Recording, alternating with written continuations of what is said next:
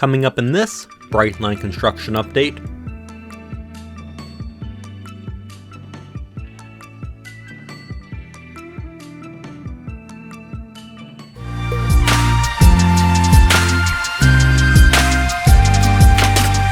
this update is the first part of a three-part series, looking at the progress on Brightline's new Orlando line in January 2023. The Orlando line is a completely new line Brightline is building, linking Cocoa with Orlando International Airport, which is where the Orlando station will be.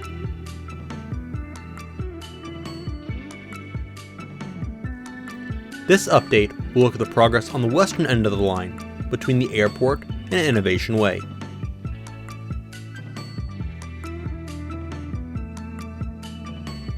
We'll start with a quick look at the airport.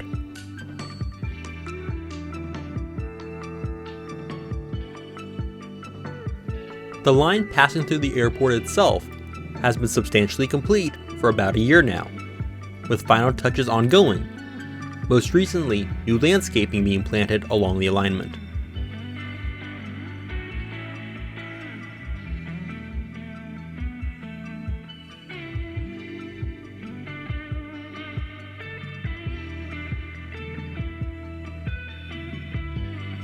Fencing is also in place all the way through the airport.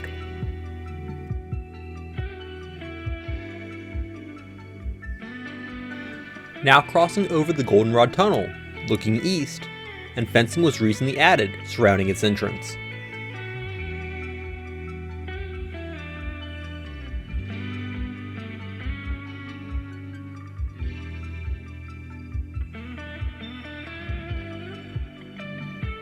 The tracks dip into a small trench here as they pass under the flight path for runway 17L.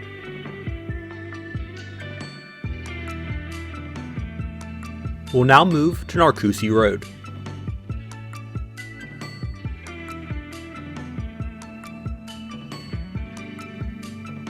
The bridge work at Narcoossee Road had been one of the most difficult aspects of the Orlando line, having to thread the right-of-way between State Road 528 and some apartments while crossing an exit ramp, Narcoossee Road, and an entrance ramp. Work here is now finally complete. The full structure has been painted, and grass has been planted on the embankments.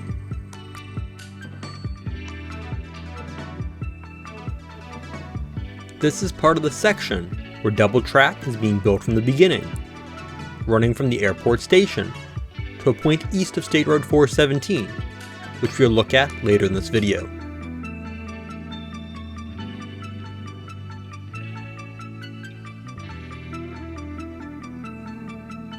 The work on both tracks is complete here, with all the necessary ballast in place and surfaced.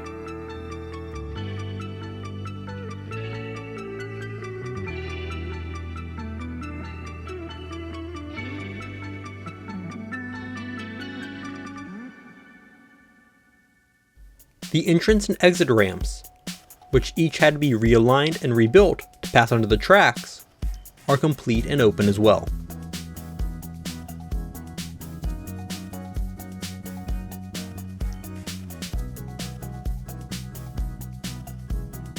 We'll now move over by State Road 417.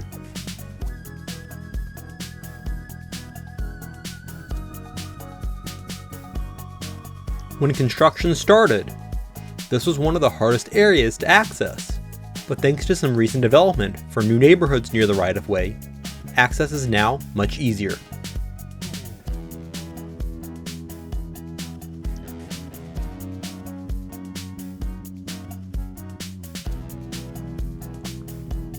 The tracks rise on this long, sweeping ramp to reach the bridge over State Road 417.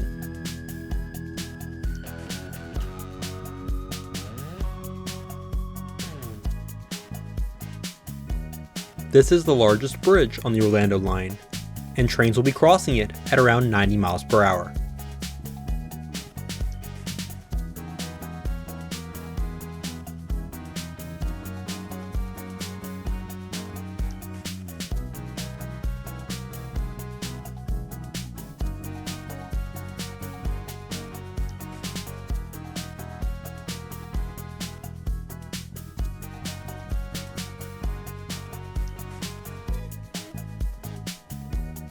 We'll now fly back east.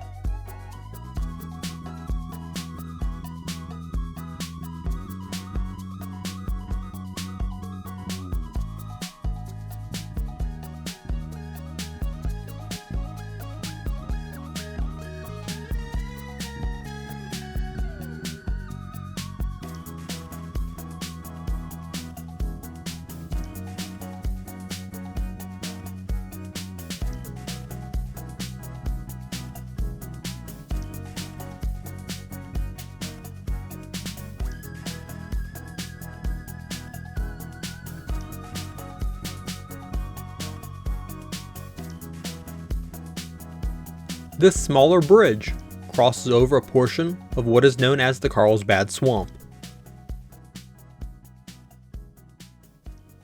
It crosses the water using 6 spans.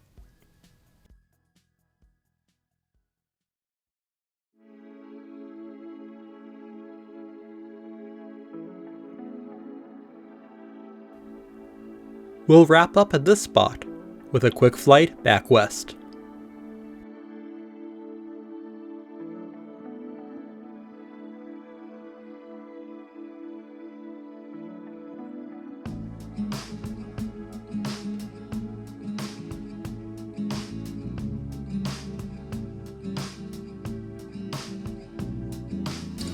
Continuing working east to our next spot, just east of the State Road 528 toll plaza, to where the number 32 turnout is located. Flying west briefly, and around the next curve is the Carlsbad Swamp Bridge, which we saw at the last spot.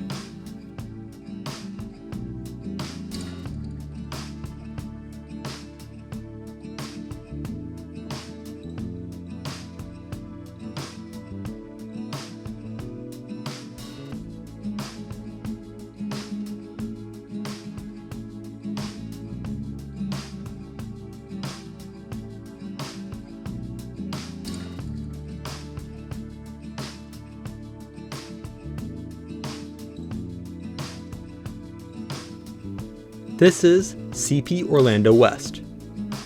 The number 32.75 turnout here, so where the double track coming from the Orlando airport reduces to a single track for the rest of the route to Cocoa.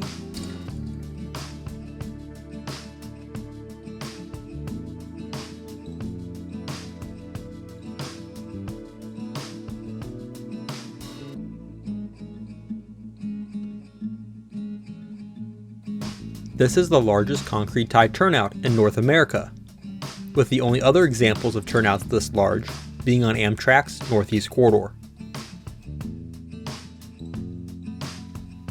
Trains are able to go 125 miles per hour through the tangent side of the turnout, or 80 miles per hour through the diverging side. 3 switch machines are required to move the points on the turnout.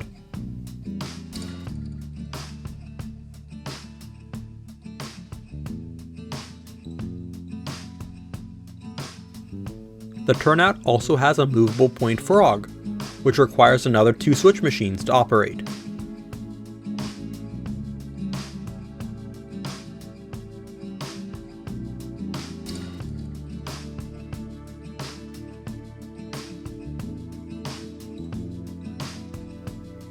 The antenna here is one of the radio base stations for the line, as well as being used by part of the positive train control system.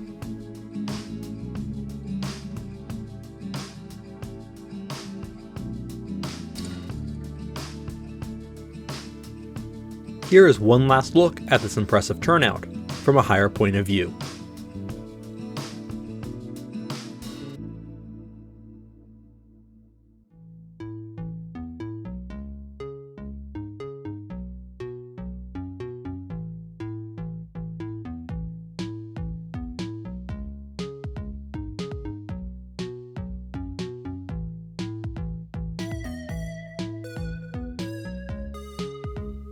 Our last stop will be at Innovation Way, and the OUC Stanton Rail Line overpass.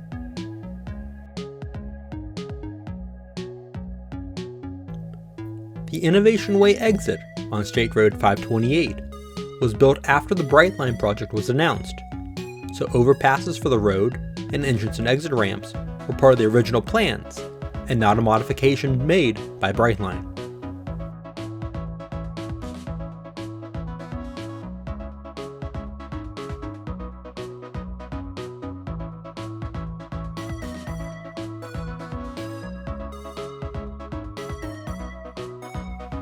After passing under Innovation Way, the tracks climb for the bridge over International Corporate Park Boulevard and the OUC Stanton Rail Line.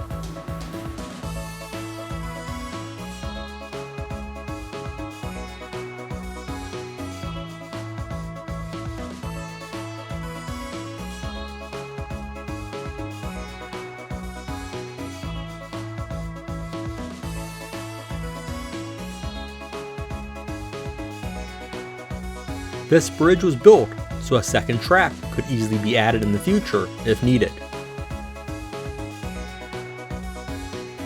There is still some work ongoing on the embankments on this side of the bridge.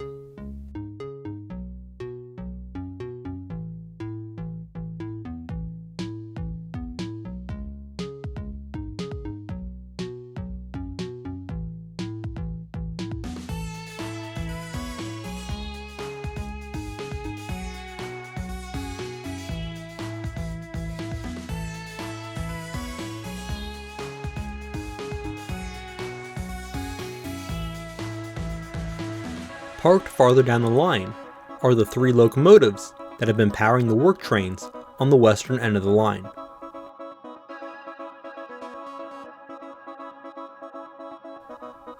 This R.J. Corman locomotive joined the 2 Gaddix units, which have been here since the beginning, in September 2022 to provide some additional power to get the work trains over the grades on the line.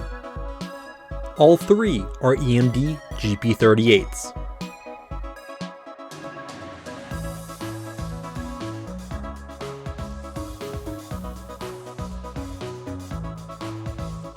The track they are sitting on is part of the connection to the OUC Stanton Rail Line, which is how most of the ballast and rail for the line was delivered.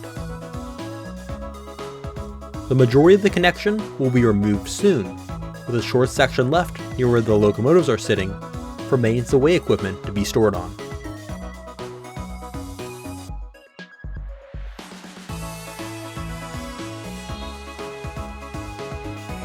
Work will finish on the embankment once the track is removed.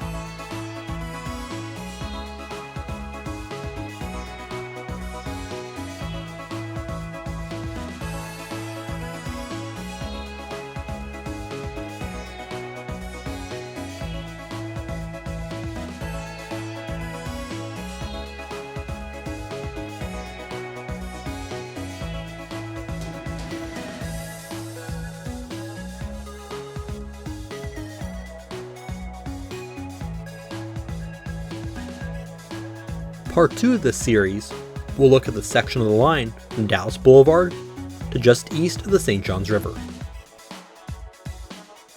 Thanks for watching. Be sure to hit the like button and subscribe. Also check out my social media pages.